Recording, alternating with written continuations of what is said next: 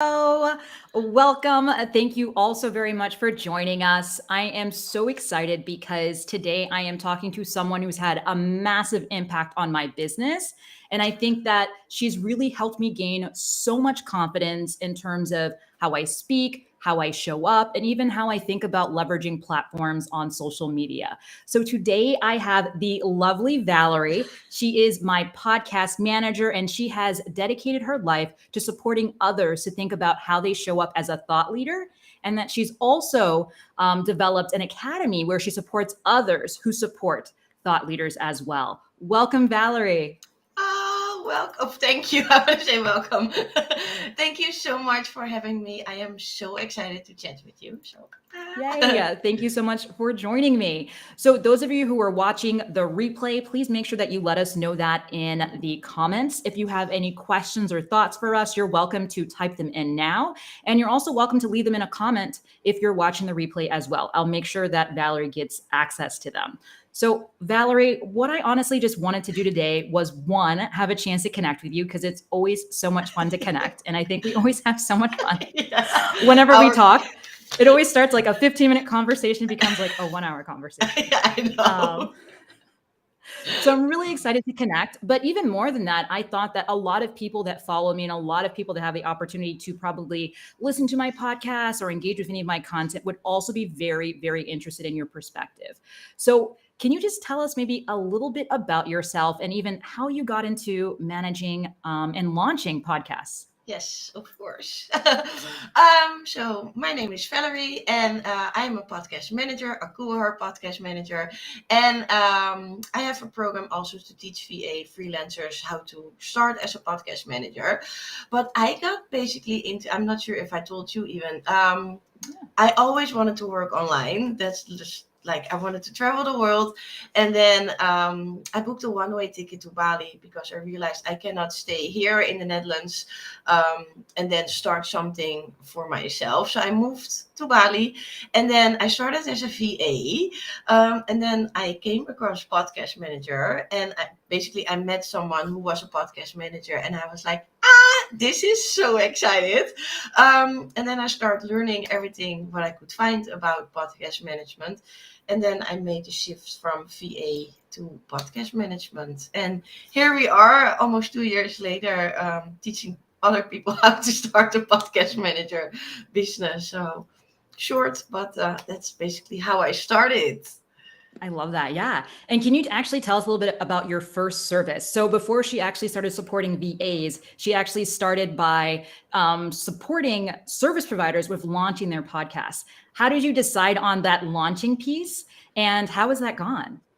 Love the question. So I think I found first a normal podcast client, and then I did my first client basically was a launch client. So I had never done it before, and I was like, I didn't do a course or a program. I basically learned everything from YouTube. Which really weird to say, but I did.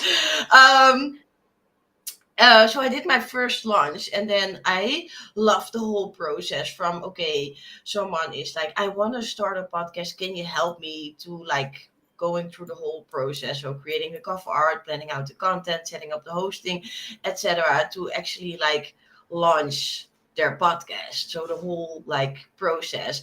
And another thing what I love, because it's a lot of, I don't want to say copy paste. Of course, every like it's a different client, but the whole process is so much copy paste. And over time, right now, I'm so like streamlined that whole process to make it even better for the clients, but also like for myself, because now I know exactly when you need to do what, because the process is the same. So that's why I like started with launching, and that's like the thing what I love doing the most, just to help them like get the podcast off the ground and then launch it. Valery honestly is an expert in this. She held my Thank you. hand every step of the way. And from my perspective, I think that making sure that you have the right sort of running start with your podcast is how you get that momentum to continue. And so I think with a lot of people that are probably watching this, especially on LinkedIn, I think the top question on their mind is how do they know they're ready to start a podcast? And even maybe why should they, right? What is so special about using sort of podcasting as a medium within your business? Yeah, so great question, by the way. Why I think it's good to start a podcast from my perspective is that, like, we all know that moment when Instagram lost the world for 6 hours. Like, people were like, oh, that's fine. But other people, like, were completely, like, freaking out. And if you have an email list set up, that is fine. You can still connect with your audience, but also with a podcast. And I think, like, take your podcast as an example. Like, I know you, of course we have conversations, but I know you so well. And with a podcast, like, someone is in your ears for like 20 minutes. Like, you can hear their speak, you can hear the energy, or you can feel the energy. And I think if you have a business and you're using your podcast for your business, it's such a good to connect with your audience on that way. And really, like, I don't want to use the word like build no like and trust, but it is, because people can really, like, get to know you, like your funny things, how you speak. If you are getting excited, they can hear if you are getting excited, and you own it. Like, if you lose Facebook, Instagram, whatever will happen, it's still your podcast. Still, your audience can find you through your podcast. Yeah, no, I love that. And then other things that come to mind for me is that you can like repurpose it, right? So a lot of my clients, right, they're thinking about how they can be efficient and effective. And some of them like to use this word productive. And I think podcasts, at least for me, has been a really great way for me to use my energy. I will say it is a bit terrifying. And sometimes I'll send Valerie a message being like, I'm so scared to record this. But ultimately, right, what comes and what you're able to create after that is absolutely incredible. Yeah, like, you are doing so well with, like, repurposing. I know you are repurposing some blog posts right now, and I know you are using the show notes for your email list. So you can create social media captions based off your content. So that's also another good way to start a podcast, so that you don't need to come up with an extra thing of content. It's just your podcast is your leading part, and from that leading part you will create different pieces: email, newsletter, um, social media captions, blog posts, etc. Yeah, I love that. Yeah. And maybe this is also a good point to maybe start talking a little bit about some of the mistakes. What are some of the mistakes that you've seen thought leaders make, or what are some of the mistakes that can happen if you don't get, adequate support to launch your podcast? I think one of, like, mistake number one what I see people make if they are launching the podcast themselves is that they're not recording a trailer episode. And I keep saying that's such an important thing, because I see it happen so much. Basically, okay, I will explain to you. When you are uploading your episode to a hosting platform, and hosting platform is where the house of your podcast, it will not show up on Apple Podcasts that same day. So if you're sharing with your audience, okay, tomorrow the podcast is coming, you can find it here, and then there's no podcast, because it takes some, like, hours, days to be on Apple Podcast. So mistake number one is definitely that people are not recording a trailer episode. And I think another mistake is that they are not, the first part is, or the first, like, let's say 10 episodes, people are really excited from, like, oh, I am launching a podcast, I know where to talk about. And then after like 2 months, 2.5 months, they are like, I don't know where to talk about. So if you are using a podcast for your business, you really need to know who your ideal listeners, who your target audience is, and create topics around what they want to hear. I love that. Those are, I Yeah. think, such really good points. And that, once again, like for me, and one of the reasons why I really love the fact that I worked with you and I continue to work with you is that momentum piece once again, right? So Yeah. making sure, one, that Oh, it's yeah. live, right? And two, that you have a process, right? And this is the nice thing about working with Valerie, like she has a process, a really streamlined, straightforward, structured process, also to keep you moving, Yeah. and to help you understand where you are. Yeah. Like, I think also having that accountability for podcasters. Like, I am not a person who's, if you're not, I'm not asking you a lot, but sometimes I'm like, okay, where's your episode? last week. Yeah, and then you feel like, okay, I need to get it done because otherwise she will be late, the episode will not go live. So definitely having some support with your podcast will keep you accountable for sure.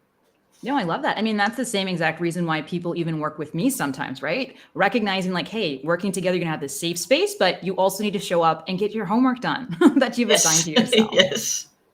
All right. So, Valery, we actually do have a question from the audience. So, thank you so much, Gloria, for joining us.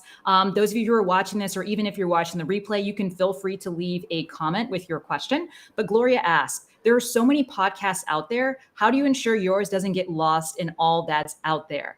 I think that's a really great question, Valerie. I'd love your perspective. And then I'd also love to Yes. share my perspective on this as well. Yes. Great question, Gloria. Thank you for asking.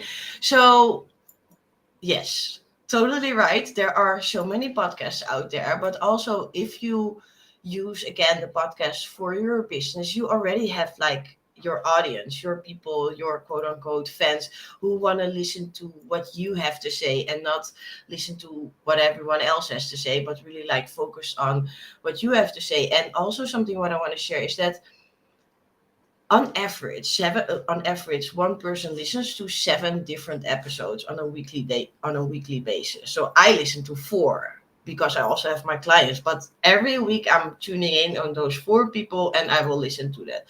So I think, and showing up of course on social media, like you need to have that space where you can find your like tribe where they are, and then of course share your podcast with them. And if you produce good content, they will like get engaged with your content for sure. I love that, Valerie. I love that perspective, right? Valerie knows the numbers. I'm going to share it from the perspective as a business owner and someone who has a podcast. So, Gloria, one of the things that I even teach within my LinkedIn program is that we shouldn't really be focusing on the numbers, right? It's more about quality as opposed to quantity. And depending on the type of business that you have, just one person listening to your podcast episode could mean that you're covering the cost of running your business and making a bit of profit and more. So I think the question always is to go back to that intent that you have, right? That strategy and understanding that, hey, like I'm not out here maybe to get a million listeners. I just need 5 people to listen. And maybe out of those 5, one person actually is ready to invest in me. And even that one person investing in me covers my cost and more some, right? So really just understanding where you're playing and what is the purpose of the podcast. And for me, I've always been very unapologetic that my podcast is a marketing tool. Others use their podcasts in different ways. There's no right or wrong, but my podcast is specifically a marketing tool. It's part of my funnel, and it is meant for people to have an understanding of how I show up and the value that I provide. So on my end, it's definitely been a really great investment. If that's what you're asking, I'm definitely reading into your question a little bit. But from my perspective, it's less about, whether or not it gets lost and more about, do you understand your audience? Are you sharing content that really resonates with your audience? And do you have a next step for them to take, right? What is the call to action? For some people, it's, hey, join my mailing list, or hey, download this freebie. For others, it's, hey, this is my service. And if you've been listening to my podcast recently, I'm literally saying, hey, this is my program if you want to work with me. Yeah, same. And I want to share something as well. Like, Aku and I met because we are on the same program, and I listened to 12 of her episodes, and she basically told me what my problem was as a service provider. And then I realized she is the answer to my solution.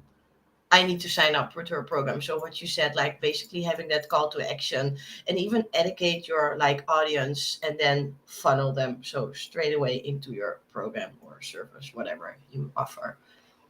Yeah. Kim, thank you so much for joining us as well. Understand the purpose of your podcast. Yes, I do think that's incredibly key. And I know that it is a bit jarring, or it might feel a little weird for me to say like, hey, no, this is actually for me ultimately, right, to serve people, and I guess ultimately also to have them invest in me. But that's just the reality. And I think we don't need to apologize for the fact that we are leveraging these tools to generate income or revenue for ourselves. Lots of other people, right, who are putting themselves out there on social media, a lot of influencers, they're doing the same thing. Maybe they're just not as what would the right word be, straightforward or direct about it. Yeah. But they are, right? We all are selling something. We all have some level of call to action. Maybe just some are a little bit more straightforward about it. 100%. All Totally right. So agree.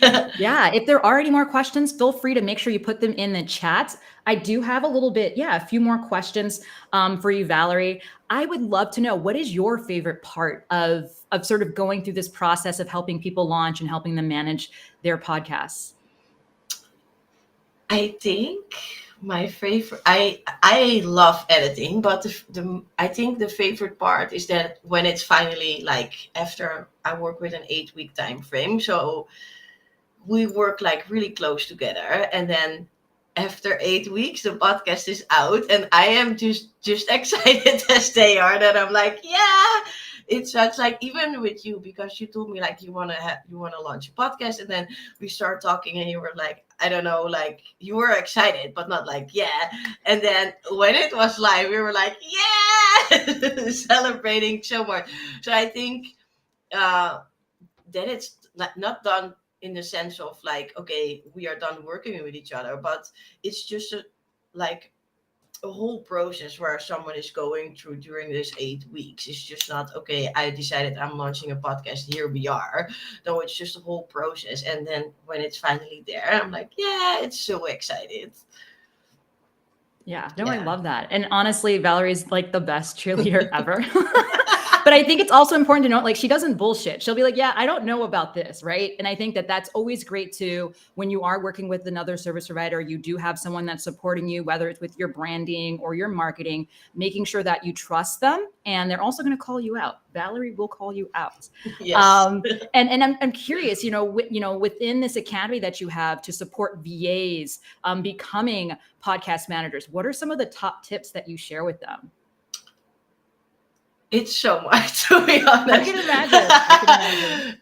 Because podcast management, there are so many moving parts, and because you have your own podcast, so we are diving like fully into, okay, what are the strengths that you're having right now, and which service in the whole podcasting industry are fitting with the things that you like to do, because guest management is also something what you can offer in the whole podcasting world. So if you're really organized and like to like connect with other people and do some research, then maybe podcast management is something really good for you. What was your question again? I'm like so excited. I'm just curious, like, if we were to like replicate you, like, we need another Valery. What do you think are like the core pieces of how you show up as a podcast manager to keep in mind? I think what you said, I am so passionate about what I'm doing. So I think that's the part, if you need to replace me, that you need to find someone who's just as passionate about like the whole podcasting and teaching and just podcasting in general. It excites me so much. Definitely. Okay, so we do have another question that's come in. Thank you so much, David, for also taking the time to join us on this live. The question reads, podcasting is now slowly raising in other regions like Africa because we still need to compete with radio, which is very common among the locals. What strategies do you recommend for podcasters in these regions in terms of marketing? Oh, that's a really interesting question, David. Valery, any thoughts?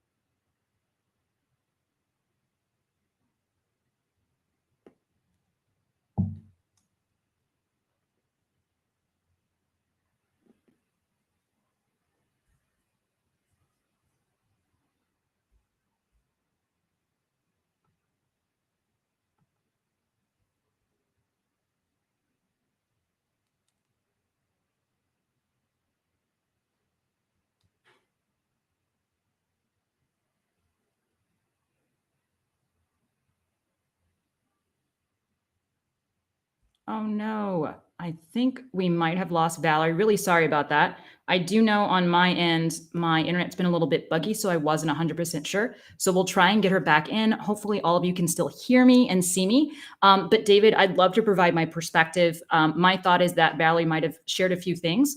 But from my perspective, once again, and this is going to be a similar response to what I shared with Gloria. From my perspective, it's really important to understand who your audience is and who your intended listeners are. So personally, I don't really think about people who aren't already online because they are not my ideal clients and they are not my ideal audience. So really just recognizing that, yes, there are a lot of other types of ways in which people get information and engage with others, but I'm not competing with radio because the people I work with are already online and are probably not going to be listening to radio for the type of content that I am sharing. So from my perspective, your question, though, maybe is very important for certain types of podcasts, the type of podcast I have, because it's so related to my marketing and part of my funnel, is not necessarily something that I concern myself with. So really just recognizing that first and foremost, in terms of thinking about your audience or intended audience, the majority of people who are starting podcasts will not necessarily need to compete with radio in that way. So that's maybe my first response to the question that you have shared. My second response, and this is me maybe reading into it a little bit more, similar to what I did with Gloria, is more around maybe competing for potential sponsorship. That's maybe potentially what I'm potentially picking up with this question. So recognizing maybe are local companies more interested in investing or supporting or sponsoring podcasts or local radio, and there you might really see a big difference or discrepancy because there's definitely a lot more people probably listening to radio, and so potential sponsors or companies are maybe a lot more likely to invest in a radio show or sponsor a radio show maybe than a podcast. But once again, even with that, it's just really important for you to understand what is that value that you provide and really understand also who is your intended audience or who is listening to your podcast. And if you're able to share that right with the right people who want to invest or the right companies, then they're a lot more likely to get excited about investing in you or sponsoring your podcast. So David, I hope that was helpful. Like I said, I try to go at it from two different perspectives, thinking about it from the money perspective, right? Competing with radio in terms of sponsorship. And then the perspective that, hey, like, are the types of people that you actually want listening to your podcast the same type of people who are listening to radio? In the case of my business, it is not the same. They do not overlap. So I don't consider them competition. So I'd be curious from your perspective and what you do, whether or not they are. All right. So I see that Valerie is back in the house. So Valerie, I'm just going to add you back. And I'd love for you to also answer that question. I don't know. My computer just shut himself down. I don't know what's happened. Well, thank you so much for joining us with another platform or another device. I wasn't too sure. I was like, I was waiting because I was like, maybe there is like a delay on my end because I know sometimes I get a delay, but I'm so glad that you're able to join us again. Yes. Did you have any thoughts for David, or did you want me to share that question again? Can you share that question again? Because I think I just lost connection at that point. Yeah, sure. Not a problem. I'm glad. Like I said, because I know sometimes there's a lag. All right. So David asked, podcasting is now slowly rising or raising in other regions like Africa because we still need to compete with radio, which is very common among the locals. What strategies do you recommend for podcasters in these regions in terms of marketing? Great question. And I think the difference, I'm not sure because I'm not in Africa, so I don't know what type of radio you will listen to.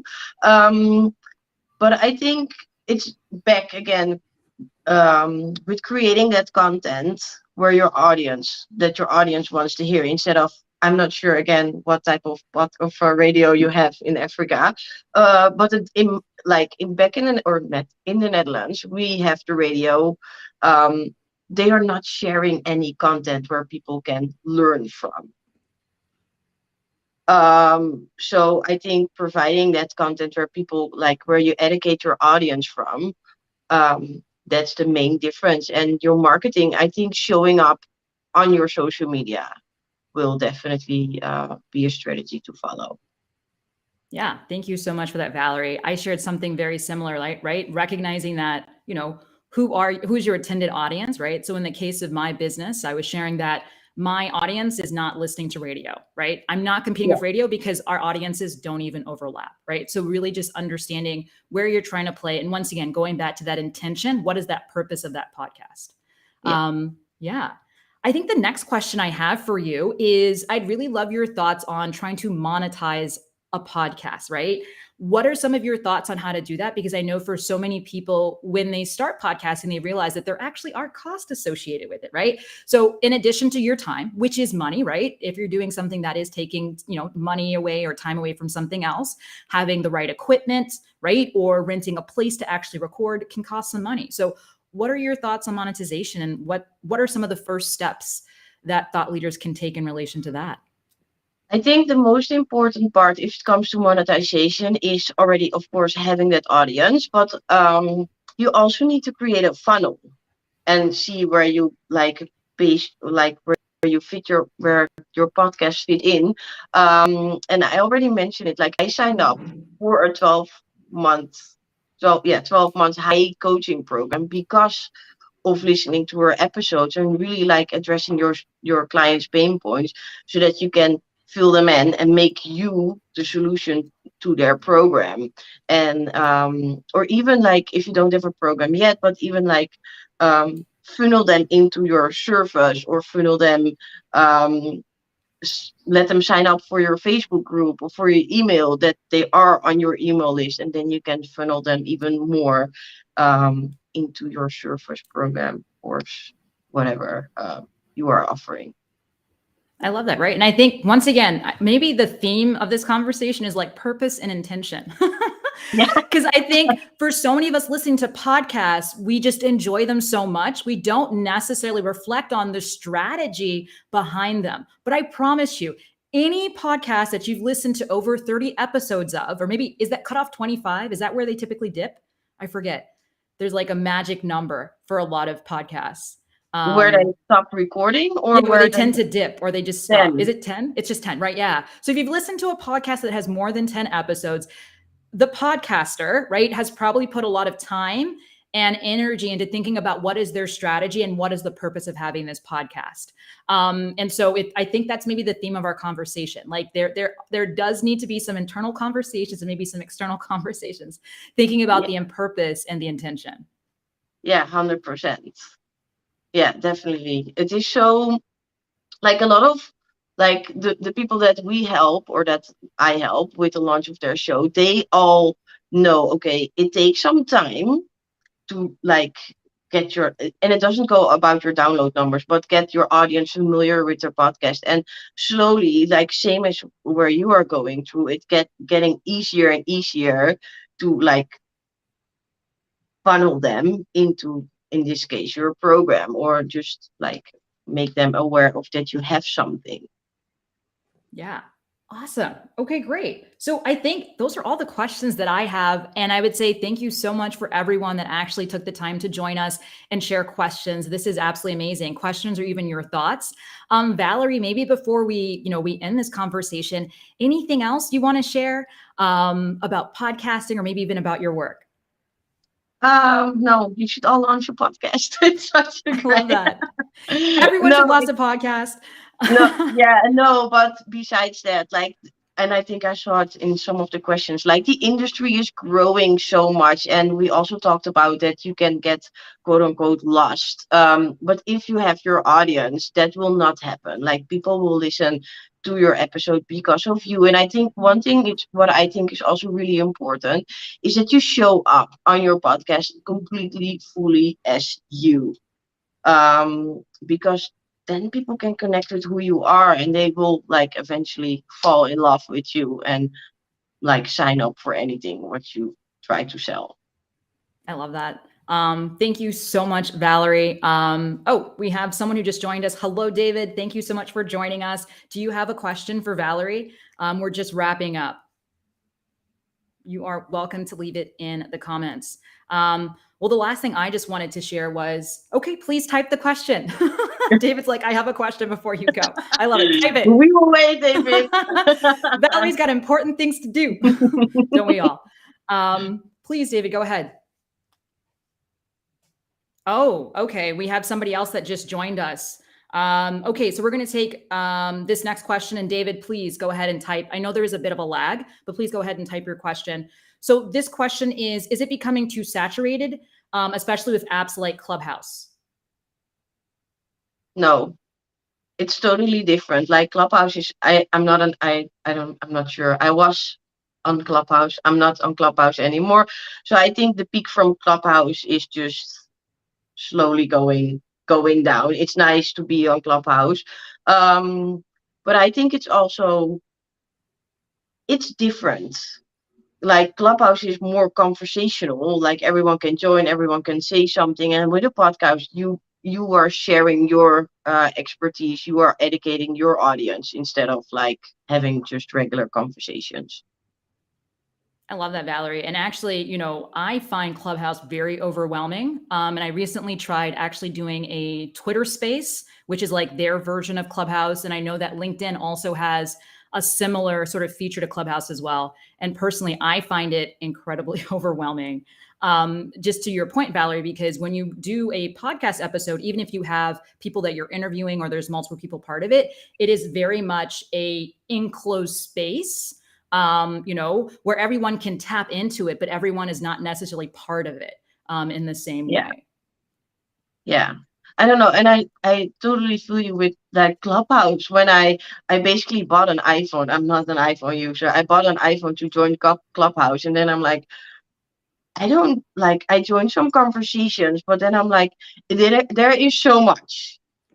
And I found myself like searching for new groups and then joining conversations. And it took so much of my time that I don't like, no, it's not my jam, but that's my,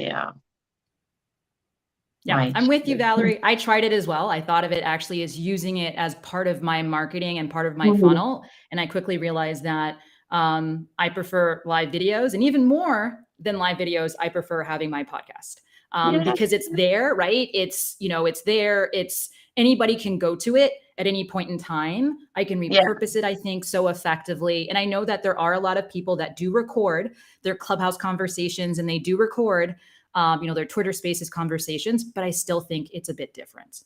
Yeah, but is that allowed? I know in the beginning that was not like a thing that you can record or could record your Clubhouse conversation.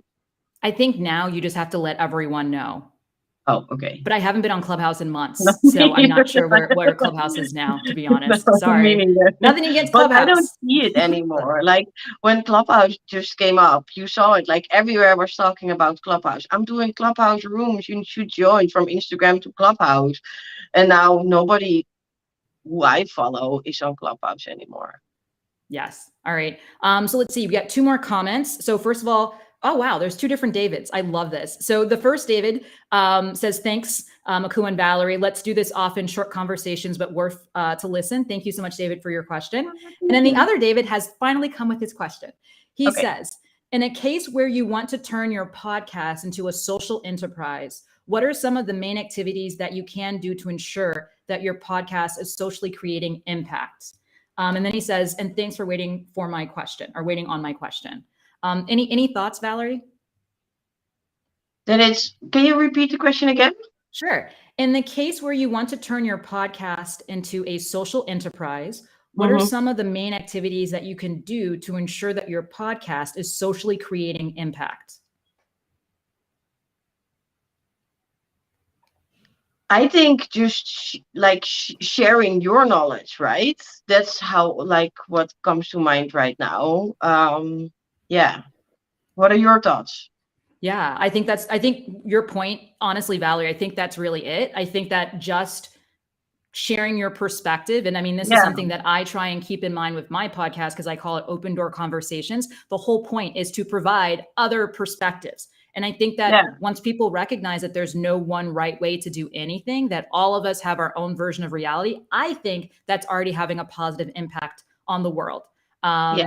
But, David, to your point specifically around sort of having a social enterprise, once again, from my perspective, so sort of putting on my business, like a business owner hat, It's the same way in which you think to yourself, is my business having an impact, right? Am I generating, in my case, revenue, right? For a socially, a socially minded enterprise, what are those KPIs that you're looking for to know, right, that you're creating an impact? And I think everybody's going to define that differently. Everybody. And I'll tell you straight up, my metric of success for my podcast is not the number of listeners I have. That is not my metric. And this really goes back to that one of the first initial questions that we had about being lost, right? Or, there's so many people out there that it's saturated. I actually do not care about the number of listeners I have. What I get excited about and I share with Valery are the people that come back to me and they're like, oh my gosh, I love what you had to share. Or that gave me another perspective. I actually had somebody reach out that was like, can you interview that person again? Like, I want you to ask this and this question. So for me, that is success. And then ultimately, I've also gotten business from it. So I've had people reach out and be like, hey, can you speak here?